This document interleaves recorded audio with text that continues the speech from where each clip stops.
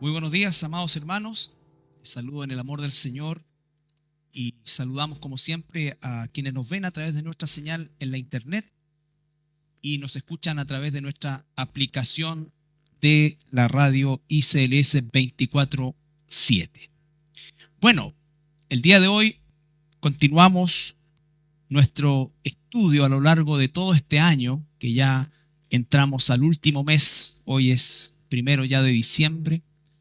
Y Romanos nos ha acompañado durante todo el año y nos acompañará una parte también del próximo, si Dios así lo permite.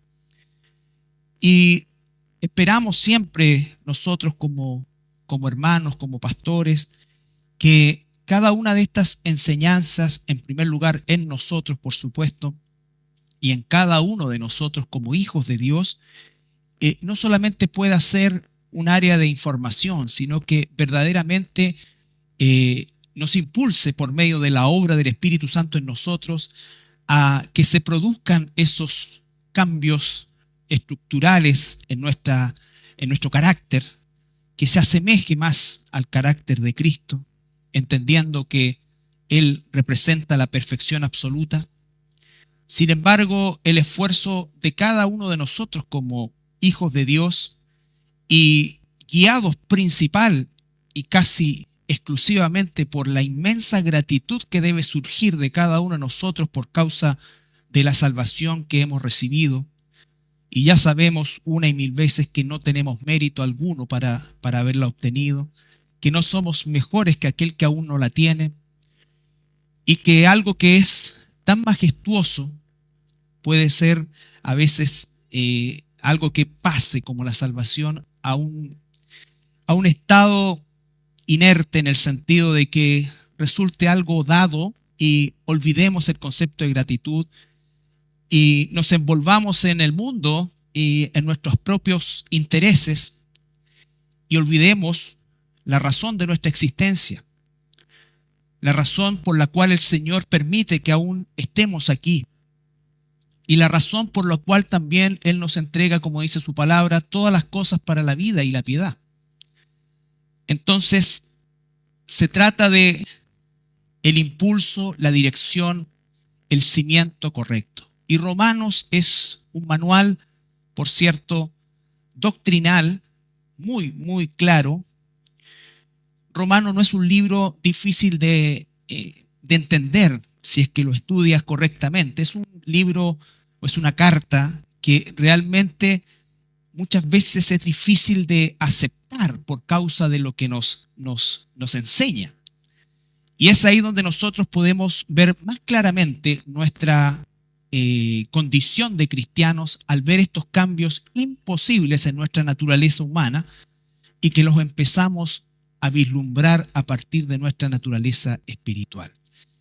Entonces, Romanos ciertamente es nuestra motivación durante este año, pero por sobre todas las cosas también es y debe ser nuestra constante búsqueda de lo que realmente Dios quiere de nosotros y para nosotros.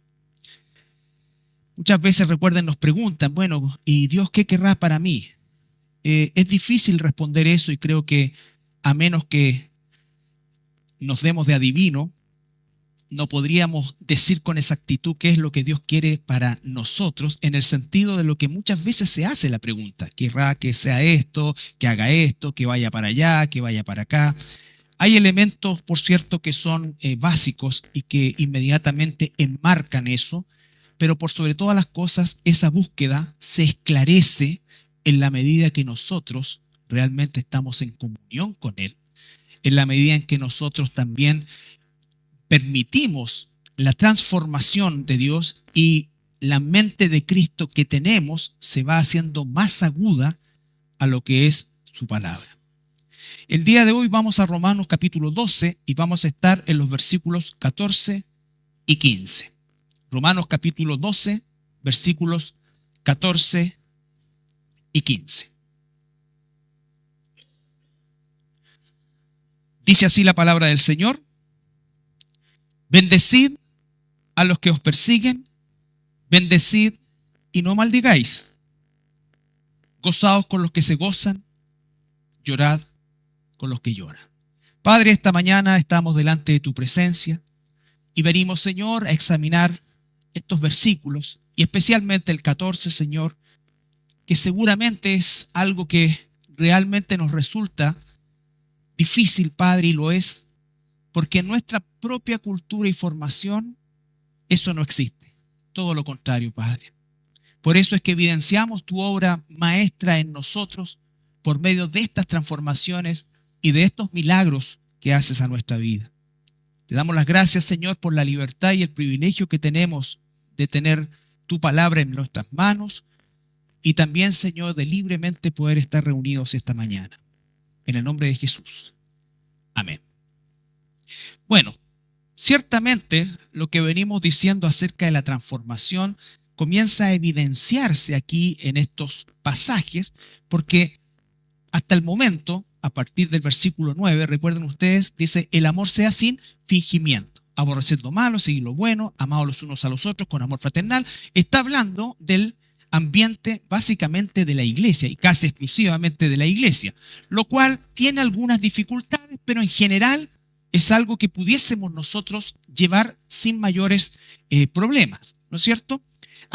Amados los unos a los otros con amor fraternal, en cuanto a honra, prefiriéndoos unos a otros en lo que requiere diligencia, no perezosos, fervientes en espíritu, sirviendo al Señor, gozosos en la esperanza, sufridos en la tribulación, constantes en la oración, compartiendo para las necesidades de los santos, practicando la hospitalidad. Todo eso que está ahí ciertamente tiene básicamente una aplicación y está enfocado en nuestra relación como hermanos en Cristo. Pero a partir de este versículo 14 y hasta el final del capítulo, no excluye, por cierto, a nuestra relación como hermanos, pero principalmente también nos abre el espectro a aquellos que no lo son. Que dicho sea de paso, es probablemente la mayoría de las personas con las cuales convivimos a diario, ya sea en nuestro trabajo, vecindario, familia incluso, ¿no es cierto? Y por lo tanto, el espectro que comienza a tratar aquí el apóstol Pablo no es exclusivo de la familia de Dios, por supuesto que lo incluye, pero se abre, ¿no es cierto?, ese espectro a quienes no lo son y con quienes nos relacionamos. Y comienza diciendo el versículo 14, bendecid a los que os persiguen. Fíjese, inmediatamente ya tenemos algo que va contra cultura, ¿no es cierto?, contra nuestra naturaleza. Porque más bien nosotros debemos decir que es algo que no nos nace, si somos honestos, ¿no es cierto? Y probablemente lo más cercano que estemos a algo así es la indiferencia. Pero también una indiferencia muchas veces odiosa. Entonces, ¿dónde es que empezamos nosotros a darnos cuenta de que verdaderamente el Espíritu Santo mora en nosotros? En estas cosas. En estos cambios estructurales que hace. ¿No es cierto? Porque más de alguno de nosotros, y probablemente todos nosotros, en alguna, varias o muchas oportunidades, es, no voy a usar la palabra víctima, pero es depositario de la hostilidad de alguien, ya sea familia, ya sea compañero de trabajo, ya sea una jefatura, ya sea cualquier persona con la que nos relacionamos. Porque obviamente y naturalmente nosotros no somos, y nadie, ¿no es cierto?, de la simpatía y el agrado de todos. Las razones pueden ser muchas y varias, pero todos nosotros de alguna manera, en alguna medida, hemos experimentado, experimentamos y experimentaremos algún grado de hostilidad que, para ser honestos, todavía, gracias al Señor, en nuestra situación no está al nivel de la persecución, ¿no es cierto? Sino que ahora, obviamente hay excepciones, pero no estamos al nivel de la persecución como en países, ¿no es cierto?, que abiertamente son perseguidores y martirizadores de nuestros hermanos, como puede ser el día de hoy Corea del Norte, ¿no es cierto?, Afganistán y todos los stan, por si acaso la palabra stan significa pueblo o país. Afganistán, país de los afganos. Kurdistán, país de los uzbecos, y así sucesivamente. Una cápsula de cultura general, ¿no es cierto? Entonces, todos ellos son abiertamente, no solamente perseguidores, sino que estatalmente el cristianismo es un delito. Y es un delito que muchas veces se paga con cárcel u otras con muerte. En nuestro continente, o en Latinoamérica en general, los casos conocidos de Cuba, ¿no es cierto?, los casos conocidos actualmente de Venezuela, muchas comunidades indígenas donde el evangelio ha llegado por la gracia de Dios gracias a misioneros, ¿no es cierto?, son perseguidos, y esas comunidades muchas veces expulsan de esa comunidad a quienes han abrazado el cristianismo. Entonces estamos hablando de algo que en general nosotros no experimentamos, ¿no es cierto?, y donde no existen derechos a los cuales nosotros pudiésemos apelar en un momento determinado. Pero aún así, ¿no es cierto?, nosotros debiéramos catalogar el concepto de persecución, como lo dije anteriormente, básicamente a hostilidad. Hostilidad en nuestro trabajo, hostilidad en nuestra familia, ¿no es cierto?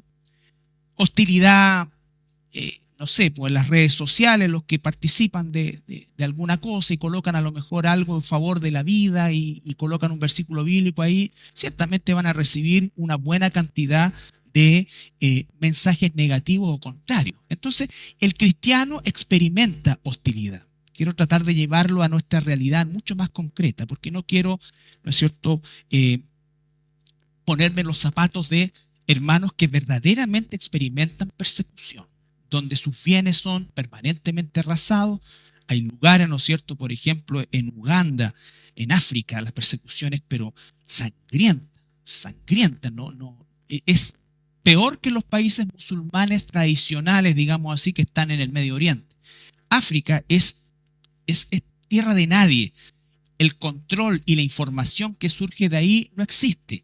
Solo a partir de organizaciones como aquella por la cual oramos nosotros, que es, por ejemplo, Puertas Abiertas, que se llama, ¿no es cierto?, o La Voz de los Mártires, que son entidades que trabajan, por supuesto, en una forma clandestina y que de alguna forma logran evidenciar, no de forma exacta, pero evidenciar la brutalidad con que nuestros hermanos son tratados en esos lugares. ¿Ya? Entonces, cuando estemos reclamando por qué nacimos en Chile, por qué no nací en Canadá, que todo es tan bonito, todo funciona, piensa un poco en esto. Ya, piensa un poco en esto. Si no, te cantaremos una canción antigua de la época en que yo tiraba piedras, pero hoy no. No sé por qué no sean del país. ¿Se acuerdan de eso? Si sueñas con Nueva York o con Europa, ándate. Bueno, la vida es muy difícil ahí también. Pero imagínate que Dios hubiese cedido ya Uganda. ¿Ya? ¿Qué habríamos hecho? ¿O crees que tú naciste aquí? Porque no existe eso. Dios tiene control de todo. De todo. Entonces nacimos en este lugar. Y tenemos que adecuar la palabra a nuestra realidad. Pero a la vez, ¿no es cierto?, poder efectivamente nosotros aprovechar todo aquello que el Señor nos da, ¿no es cierto?, y que muchas veces no consideramos por causa de que estamos, y debemos decirlo así, bastante imbuidos en las cosas del mundo.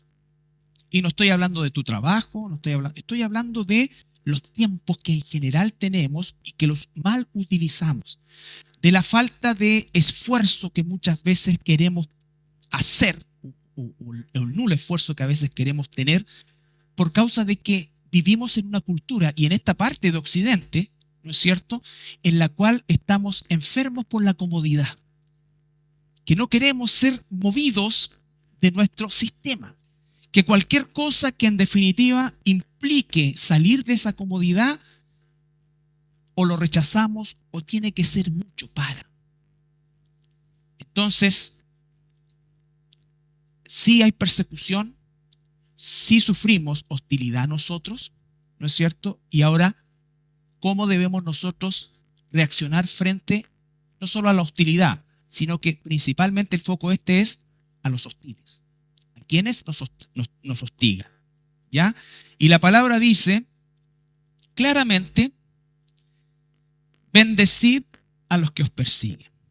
La palabra bendecir, ¿no es cierto?, es para nosotros algo no siempre muy exacto, pero en el griego es la palabra eulogia, de donde viene elogio, que significa hablar bien del otro, o a lo menos no hablar mal del otro. No solamente, esto no tiene que ver con hablar bien del otro en relación a decir una mentira del otro, porque a lo mejor si me está haciendo daño, si me hostiga, no voy a inventar algo para hablar bien del otro. No, se está refiriendo el bendecir a otro a pesar de lo que está diciendo, y lo vamos a ver un poco más en cuestión. No es inventar algo para decir algo bueno de quien a lo mejor no tiene nada bueno humanamente hablando. Lo que nos dice a nosotros esto es otra cosa. Las palabras de Jesús son lapidarias en relación a esto, o definitivas. Lucas capítulo 6,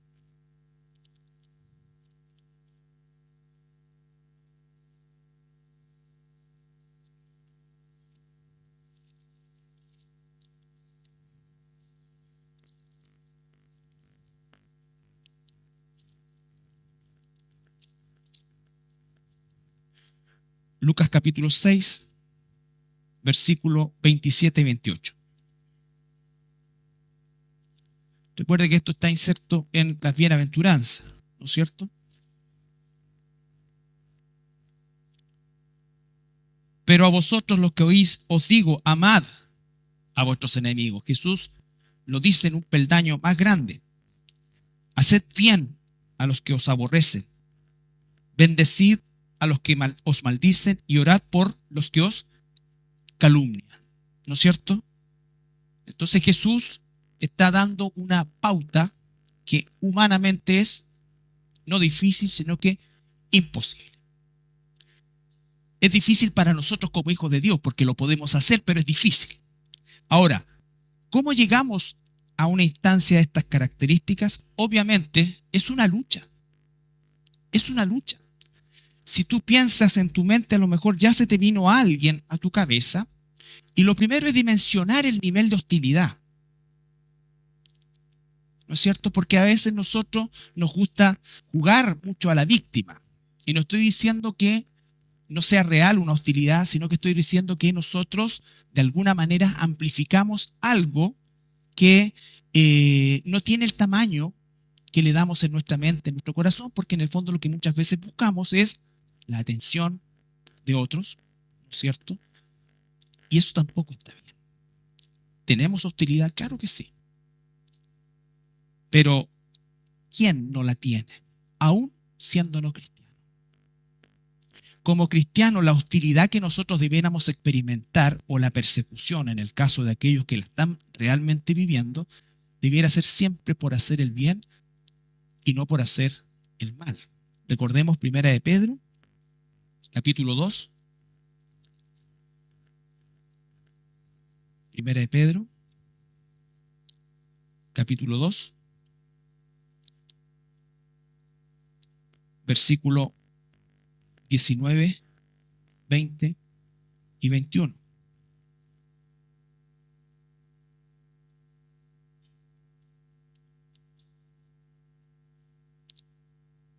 El apóstol dice, pues, ¿qué gloria es si pecando sois abofeteados y lo soportáis?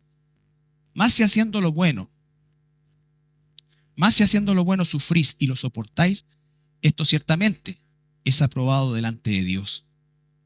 Pues para esto fuisteis llamados. Fíjese, para esto fuisteis llamados. ¿Sabe cuál es la voluntad de Dios? Están leyendo lo mismo, ¿no? ¿Qué dije? Emita, por favor, pon atención. 19, 20, 21. Porque esto merece aprobación. Y apartamos de ahí. Uy, tan violento. Porque esto merece, menos mal que estamos hablando de la hostigación. Ya. Porque esto, ahí estamos bien. Ya, merece aprobación. Ya, esto merece aprobación. ¿Qué es lo que Dios quiere para nosotros? ¿No es cierto? Si alguno, a causa de la conciencia, delante de Dios sufre molestias, padeciendo injustamente. ¿Ya? Ahora, pues, ¿qué gloria es si, pecando, sois abofeteados si lo soportáis? Claro, eso es consecuencia de mi mal accionar.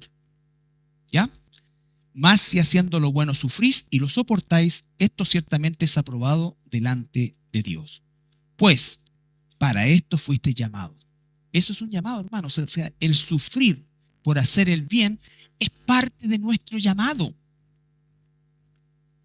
Eso tenemos que meterlo en nuestra cabecita porque vivimos en una cultura, y ya no voy a hablar del catolicismo porque hace rato la cultura católica, estamos en un post-catolicismo o cultura católica y estamos en un periodo donde el mundo protestante o evangélico en general ha puesto una cultura en general en las iglesias donde todo es ganancia, donde Dios quiere lo mejor para ti, donde no tienes que estar enfermo, donde Dios quiere prosperidad material, que Dios en lo que toques, ¿no es cierto?, Él te lo da, Él es dueño de la plata y el oro y todas esas cosas que escuchamos, ¿no es cierto? Y que nosotros somos cabeza y no cola y esos tipos de sermones que nos llaman a conquistar, a reclamar, ¿no es cierto? Oye, ¿se acuerdan ustedes de la oración de Jabes? Ya hicieron en un libro, una cuestión así. La oración de Jabes, extiende tus territorios, extiende. ¿No es cierto? Primero, Jabes vivió hace muchos siglos atrás. Y el concepto de Jabes es totalmente distinto. Pero el libro te hablaba de ampliar tus territorios. A ganar, a ser un ganador en el mundo. No estoy diciendo que seamos unos perdedores ni que busquemos. Estoy diciendo que no es lo relevante. Eso Dios lo da o no lo da. ¿A qué nos llamó el Señor? A reaccionar de una manera contra naturaleza cuando somos ofendidos, injustamente o por hacer el bien delante de los ojos de Dios. ¿Significa que nosotros tenemos que ir y exponernos voluntariamente a eso? No. El cristiano no es masoquista. Pero significa que cuando venga, estemos preparados. ¿A qué nos ha llamado Dios? Dios me llamó a conquistar, Dios me llamó... No. Eso es la obra de Dios que Él la va a hacer soberanamente en cada uno de nosotros. Y si es que nos llegase a dar la oportunidad de hacerlo, Él lo tiene que hacer. Entonces tenemos una mente tan confundida por lo que escuchamos, por lo que vemos, y que olvidamos que lo que la palabra de Dios dice otra cosa. Esto está claro, no necesita interpretación. Para esto fuiste llamado. ¿Para qué? Para que cuando suframos efectivamente por hacer lo correcto a los ojos de Dios y nos hostiguen o en definitiva nos persigan, no reaccionemos como habitualmente el mundo lo hace o como lo hacíamos antes. Porque eso es testimonio de quienes somos. ¿Ya? Entonces, primero dimensionar realmente el hostigamiento, darle el tamaño lo más chiquitito posible y no al revés, inflarlo, cosa que parezca el hub de aquí de la iglesia.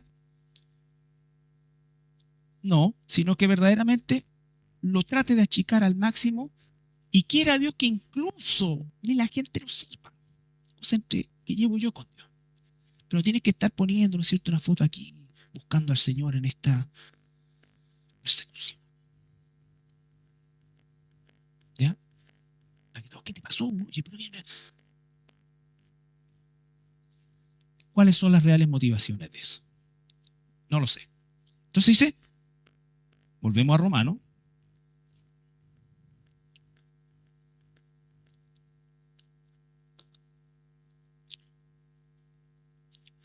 Bendecid a los que os persiguen. Entonces también dice, vemos el concepto de persecución para los hermanos de esta época y para muchos hoy día, vuelvo a insistir, era evidente. Para nosotros tenemos que definirlo un poco más profundamente, ¿no es cierto? Pero en definitiva, todo cristiano a lo largo de la historia, sea ayer, hoy y en el futuro, siempre existirá algún grado de hostilidad. Ahora, la forma de reaccionar frente a eso, el Señor dice, bendecidlo. La pregunta es entonces, ¿qué es bendecirlo? es hacer el bien para combatir el mal. Romanos 12:21. Eso lo vamos a ver más adelante, pero ¿cómo es que contrarresto ese mal que quiere alguien hacerme? Romanos 12:21. No seas vencido de lo malo, sino vence con el bien el mal. ¿No es cierto? Entonces lo primero es, no respondo de la misma manera. Porque nosotros, y lo decía el día miércoles, cuando vemos una película, ¿cierto? Y llega el malhechor y mata a la familia, lo único que estamos esperando nosotros es que llegue el jovencito y lo mate, pero a todo, a su familia, le incendie la casa. ¡Ah! Listo, se hizo justicia.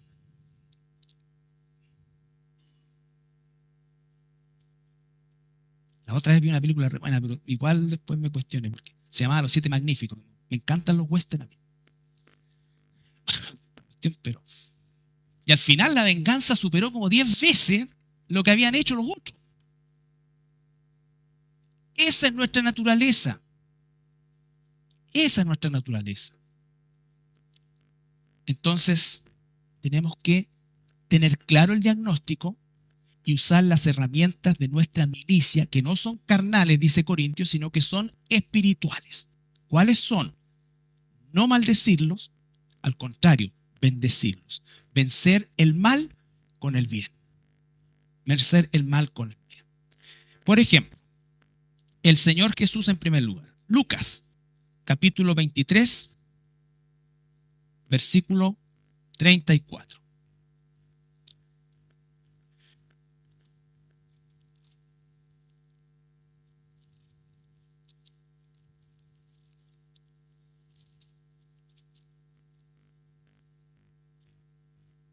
Lucas 23, 34.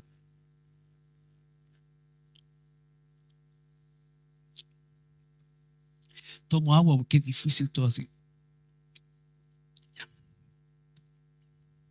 Todos luchamos contra esto. Tenemos que luchar.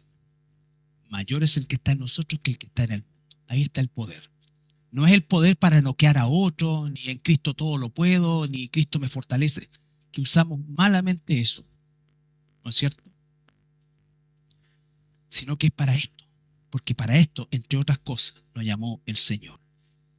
Recuerden, estamos en la escena de la crucifixión de Jesús, donde todos aquellos que participaron no solamente lo golpearon, lo humillaron, sino que además, ya para el colmo de los colmos, la única pilcha que nuestro Señor traía, se la rifaron. ¿Ya? ¿Y qué decía Jesús? Padre, perdónalos, porque no saben lo que hacen. Eso es bendecir a quien nos maldice. Alguien que no conoce al Señor y que nos aborrece. Aborrecer no es hacer todo el mal que pudiera hacer. Aborrecer es rechazar algo. Rechazar algo. Aquel que nos rechaza, aquel que se siente muchas veces por tu forma de vida, mi forma de vida, se siente que su pecado es evidenciado y le da. ¿Por qué es tan violento el rechazo, por ejemplo, cuando hablamos contra el aborto, contra la ideología de género? ¿Por qué? Porque incluso aquellos que se dicen, ¿no es cierto? ¿Cómo es la palabra? Tolerante. Muchas gracias. Aquellos que se dicen tolerantes resultan ser los más violentos. ¿Por qué? Porque se evidencia su pecado. Pero nosotros no lo evidenciamos para condenarlos. Lo evidenciamos, y espero que así sea siempre, no para condenarlos, sino para que se arrepientan. Y a veces no necesitamos decirle lo malo que están haciendo. Necesitamos hacer lo bueno que no están haciendo. Porque a veces nos dedicamos muchas veces a criticar, a decirle, estás en pecado, estás en pecado. Sí, pero ¿cómo evidencio que realmente esa persona está en pecado? Haciendo lo bueno, haciendo lo correcto a los ojos de Dios. Lo correcto a los ojos de Dios. Entonces, Jesús dijo, Padre, perdónalos, porque no saben lo que hacen. Eso es bendecir a los que nos maldicen. Mateo 5.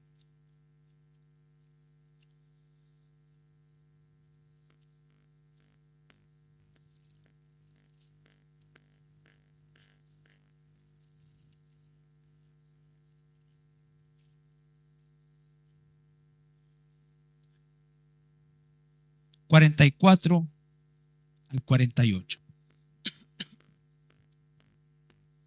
Mateo 5, 44 al 48.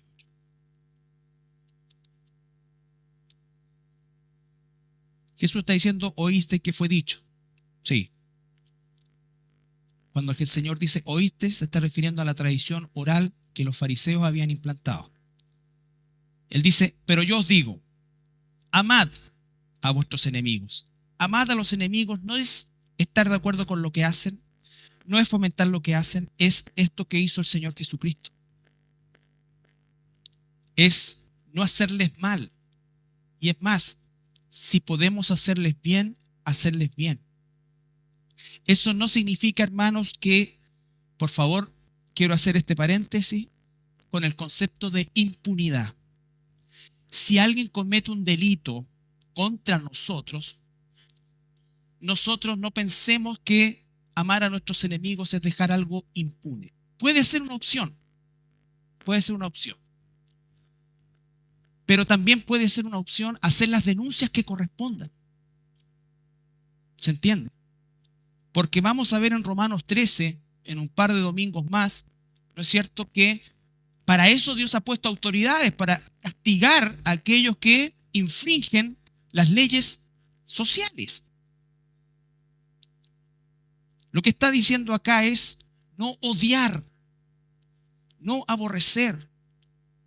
Y si aún habiendo denunciado podemos hacer el bien, eso es lo que nos asemeja al carácter de Cristo. Yo sé que lo que estoy diciendo es muy difícil, hermano. Sobre todo que nosotros podemos ver el estímulo que diariamente nos llega, porque en las noticias parece que lo único que pasa en este país son delitos graves, ¿no es cierto?, y corrupción política. Es lo único que pasa. No estoy diciendo que estemos en la... No, pero deben haber otras cosas distintas. Pero ¿qué pasa? Ese es el morbo que la gente busca. Entonces hay un estado de encrispamiento. Yo doy gracias a Dios que en Chile no existe la ley de armas como en Estados Unidos, si no hay esto. No quedaría ni uno de nosotros. No quedaría ni uno de nosotros. Entonces, de hecho, la ley de armas en Estados Unidos y las cosas que suceden son ínfimas en relación, ¿no es cierto? En Estados Unidos, cada ciudadano, y en algunos estados es, pero brutal, a lo menos tiene 3 armas de fuego. De fuego. Nos invitaron una vez a almorzar en la casa de una persona que no era cristiana, ¿no es cierto? Y la idea era orar por él, porque iba... Y fuimos, y como gran cosa me invita, bajamos como 2 pisos para abajo. Ni en el ejército había visto tantos M16. M16. No estoy hablando de una pistola picante hechiza comprada por ahí. M16. Máquina para hacer sus propias balas. Esa es la realidad. Entonces, que no se maten más es realmente un milagro. Probablemente porque son más, en un sentido, más civilizados que nosotros en ese sentido. Nosotros sería, pero en la cabeza, ¿no es cierto? Y tuve que salir, pero volando de ahí, porque ya me gustaban las armas. Entonces, casi digo, préstame una para... ¿Dónde hay algún polígono acá? Claro. Entonces, pero esa es la realidad. Escopeta, o sea, yo me fui, pero derecho al MICP. Cuando yo estaba en el regimiento, que era el SIG, usábamos. Sí, una cuestión, pero pesaba como 25 kilos. Livianito, versátil, tiro a tiro, metralla. Ya. Jesús dice,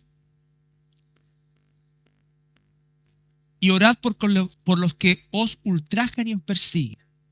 Versículo 45. Para que seáis hijos de vuestro Padre que está en los cielos. ¿Qué quiere Dios? ¿No es cierto? Que nos parezcamos a Él. ¿Cómo nos parecemos a Él? Aquí. Y hace salir su sol sobre malos y buenos, y que hace llover sobre justos e injustos. Porque si amáis a los que os aman, ¿qué recompensa tendréis? ¿No hacen también esto los publicanos?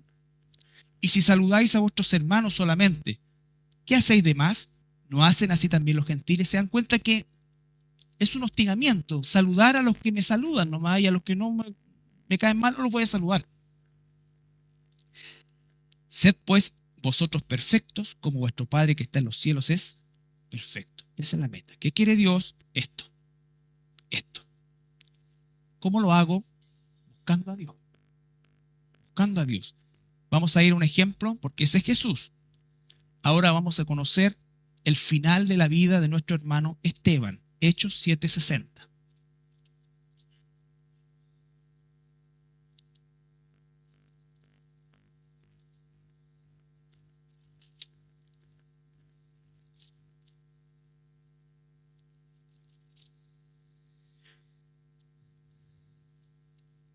Hechos 7:60.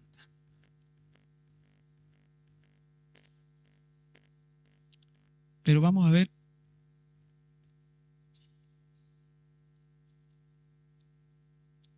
desde el versículo 58. Bueno, Esteban fue llevado prisionero, ¿no es cierto? Y él hace un sermón largo, los pasea por todo el Antiguo Testamento mostrándole a Jesús. Y llega al punto en que los confronta diciendo que ese es el Jesús que ellos crucificaron, ¿no es cierto? Y que se arrepintiera, parafraseando por supuesto, ¿no es cierto? ¿Cuál fue la reacción de ellos? Versículo 57. Entonces ellos, dando grandes voces, se taparon los oídos y arremetieron a una contra él. Eso provoca la verdad de Dios, evidencia el pecado. En este caso Esteban predicó, pero su forma de vida también era algo, y es la razón principal por la cual lo capturaron. Y echándole fuera de la ciudad le apedrearon, y los testigos pusieron sus ropas a los pies de un joven que se llamaba Saulo. Y apedreaban a Esteban mientras él invocaba y decía: Señor Jesús, recibe mi espíritu. Y puesto de rodillas clamó a gran voz. Su último grito, ¿cuál fue? No fue freedom como corazón valiente, no. Dijo: Señor, no les tomes en cuenta este pecado. Habiendo dicho esto, no les tomen en cuenta este pecado. Entonces, si ustedes quieren saber cómo era la lapidación, hay un libro que se llama Historia Universal de la Tortura. Ahí está con detalle, porque no tomaban grava como nosotros, no. Tomaban las piedras más grandes que pudieran hacer, le rompían la cabeza. No morían inmediatamente la cabeza. Hay en algunas ocasiones cuando caían de una forma, le tiraban piedras gigantescas, le reventaban las vísceras, o sea, y no moría automáticamente. Entonces, imagínese el dolor de eso.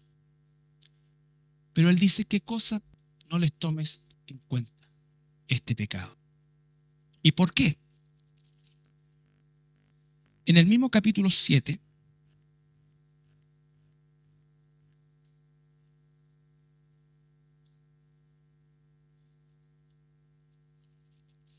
a ver, ¿dónde es? Ahí está, en el 55.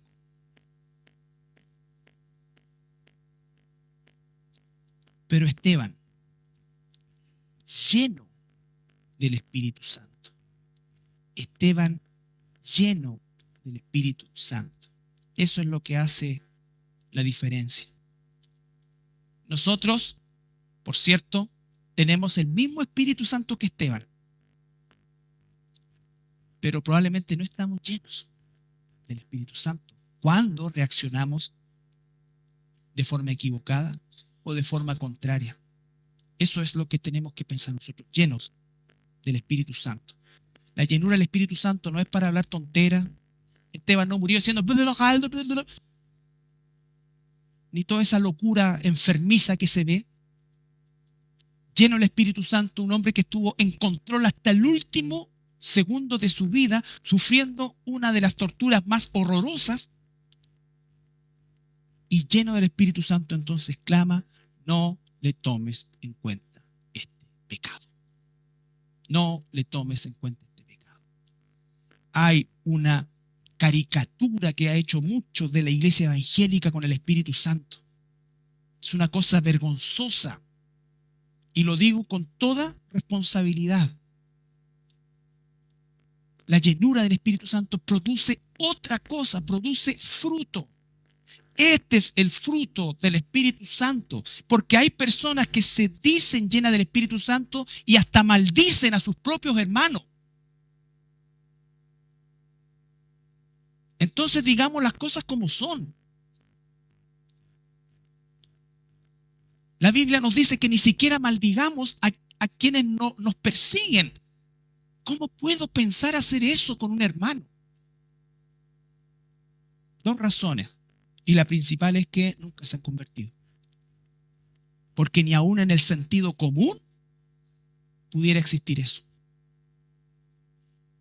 Entonces, mis hermanos, Esteban, lleno del Espíritu Santo, no maldice a los que le estaban apedreando, sino que los bendice. ¿Cómo los bendice?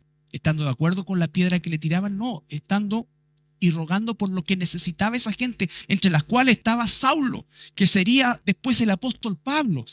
No cabe la menor duda que este testimonio de Pablo, o sea, de Esteban, caló hondo en la vida del apóstol Pablo. Es algo que seguramente nunca olvidó y es algo que no pudo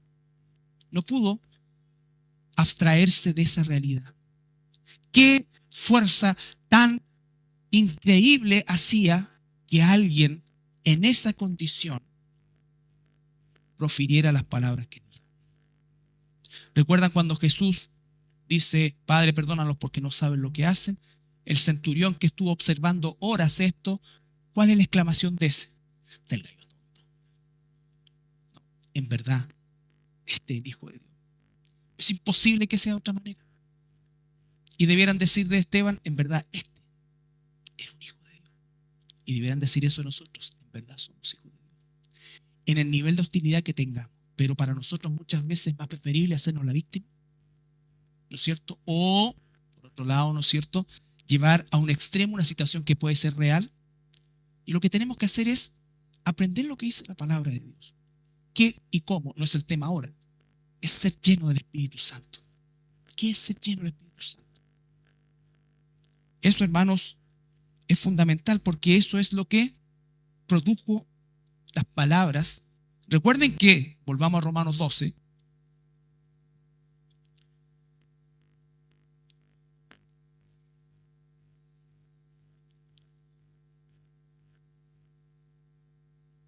dice 12:9, el amor sea sin fingimiento. Las palabras de Jesús no fueron de los labios hacia afuera. Las palabras de Esteban no fueron de los labios hacia afuera.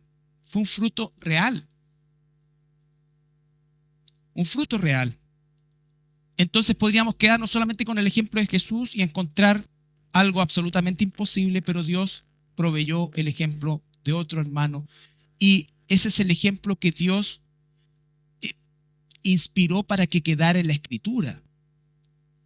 Hay miles de ejemplos.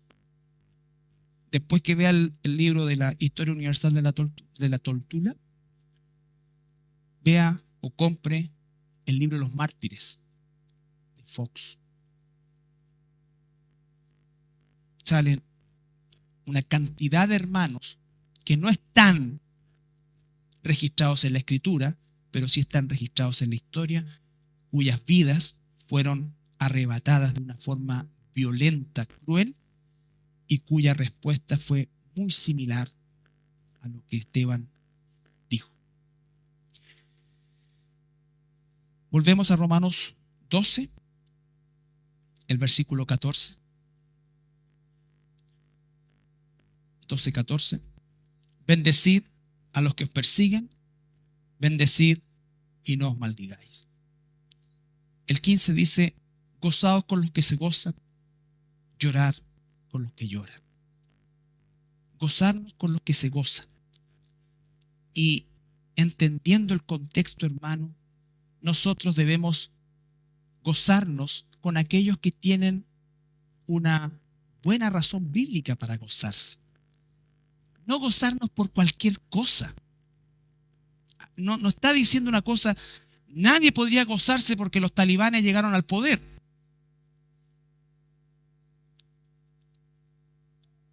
No se trata de eso, gozarse con los que se gozan en relación a nuestra vida espiritual, a lo que Dios está haciendo contigo. ¿Qué producía normalmente las persecuciones y las muertes violentas de hermanos o hermanas en el resto de los cristianos? ¿Qué producía? ¿Miedo? No, más se envalentonaban en el Señor, se gozaban de eso, al punto que en el siglo III el número de los cristianos se había multiplicado de forma exponencial en el imperio. Y es ahí donde Constantino dice, pero ¿cuánto gasto persiguiendo a esta gente que no le hace ningún daño al imperio? En vez de seguir persiguiéndolo, lo voy a traer para acá. Y ahí cuando nosotros los cristianos nos dan comodidades, nos entra más fácilmente el pecado.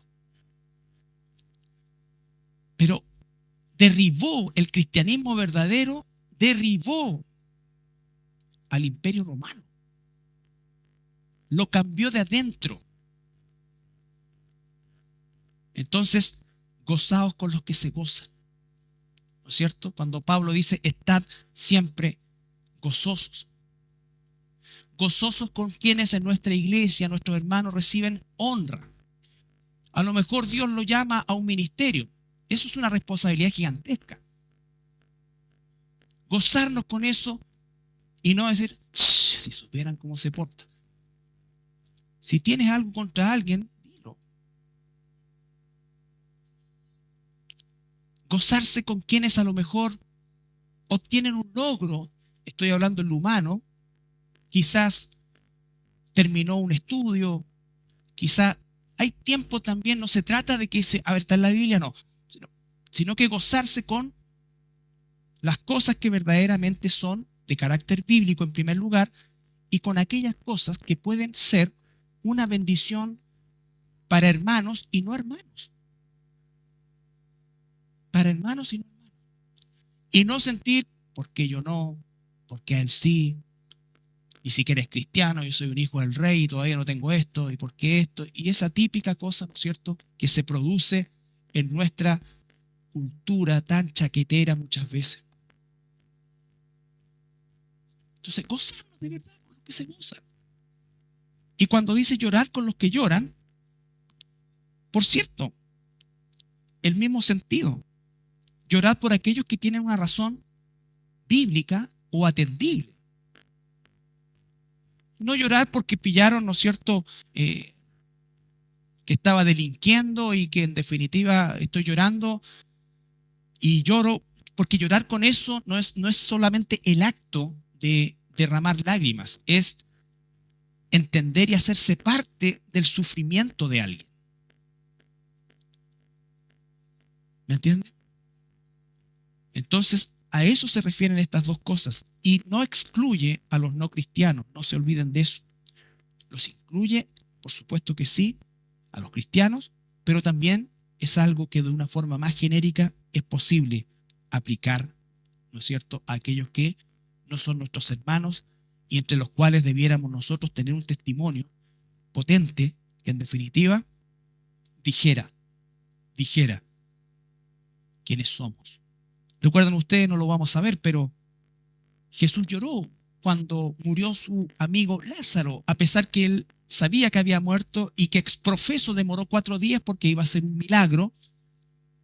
Pero ¿fue cínico Jesús cuando lloró? No, su amor fue sin fingimiento.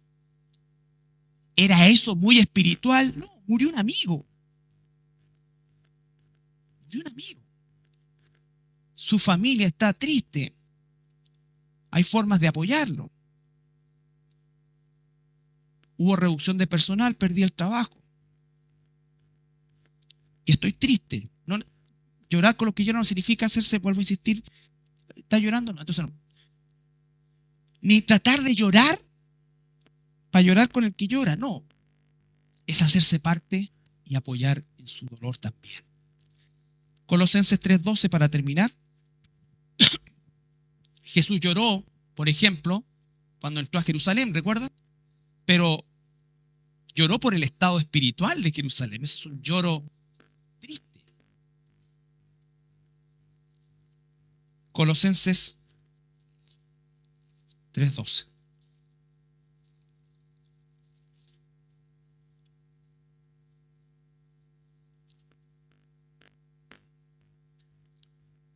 En definitiva, este versículo cierra nuestro sermón el día de hoy y dice: vestidos pues como escogidos de Dios, santos y amados, de entrañable misericordia, de benignidad, de humildad, de mansedumbre, de paciencia.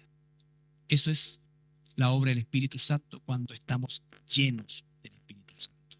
Nos ponemos de pie, vamos a orar.